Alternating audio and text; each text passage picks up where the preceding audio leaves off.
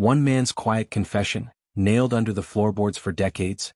One curious grandson who couldn't leave it buried. Would you dig it up, or shut it forever?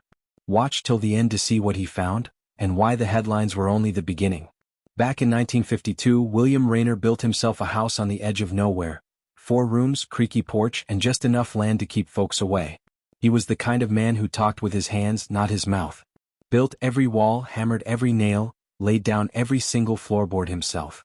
But nobody knew when he nailed down that old pine floor, he left something underneath it, something that would outlive him by decades. By 2024, that house was barely standing. William's grandson, Thomas Rayner, had grown up there, scraped knees on those same floors, family dinners, holiday fights. Now it was just an empty shell. Kids grown, wife gone, Thomas was ready to sell. One last cleanup before the real estate sign went up. He dragged an old ladder to the attic. Cobwebs. A cracked window that never shut right. And there, hidden behind an old trunk, he found a box. Inside, rusty nails, a broken pocket watch, and under it all, a yellowed envelope. On the front, in shaky pencil, for words, "If you find this, forgive me." Signed William. Thomas sat cross-legged on the attic floor, breath fogging in the cold. The note inside was written like a confession nobody ever heard. "I built this house with secrets buried under every nail. If you're reading this, I'm long gone. But the truth's still here. Under the floor. North wall. The longest plank. Look underneath." Thomas felt something crawl up his spine. He slipped the letter in his jacket and crept down the ladder. It was midnight when he knelt in the old living room, floorboards squeaking under his weight. He found the longest plank near the fireplace. Wedged a crowbar in the crack and pried it loose. Dust filled the air. Below the plank, a tin box, old hinges rusted shut. He cracked it open with the back of his hammer. Inside, another note, a faded black and white photo, and some yellowed papers. The second note hit harder. The words were cramped and rushed.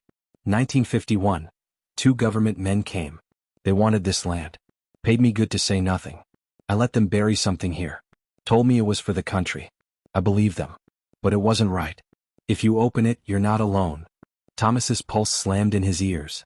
He held the old photo to the light, his grandfather shaking hands with 2 men in fedoras. Behind them, a muddy hole half covered. He flipped through the papers. A hand-drawn map. The house, the yard, a red X in the far back field. Next to it just 4 words, "Do not dig here." Thomas couldn't sleep. 4 days he stared at the map, tracing lines with his finger. He called the county records office. No mention of anything buried, no old easement, no military lease. Neighbors laughed it off. Old man Rayner was just paranoid. But Thomas couldn't drop it. Every night he stood at the back window, staring at that patch of dead grass at the edge of the field. One night he gave in. Grabbed a shovel, slung a flashlight over his shoulder, and trudged into the dark. He dug. The dirt was wet and heavy. Roots snagged the blade. His breath puffed in clouds.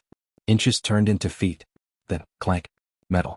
Thomas dropped to his knees, scraped away dirt with his bare hands. A steel hatch, rusted but solid. A government seal stamped across it, "Restricted Property, U.S. Gov." He didn't even hear the SUV roll up behind him until headlights poured over the hole. 2 men in dark coats stepped out. No uniforms. No badges. Just cold eyes. "You're not supposed to be out here, Mr. Rayner." Thomas climbed out of the hole. His hands shook, dirt under his nails. "What is this? What's down there?" The taller man knelt, brushed off the seal. Didn't answer. The other man said flat as a hammer, "Shut it. Fill it. Forget it." They handed him a shovel, as if he had a choice. Thomas did what they said. For 3 nights he stayed up, staring at that hatch in his mind. Finally he called a local reporter. Slid the old letters across a greasy diner table. A week later the story exploded.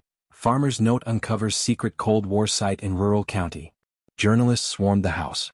Black SUVs came back too, but this time they stayed quiet. Thomas knew he'd poked a sleeping bear. But he couldn't bury it again. Thomas sold the house.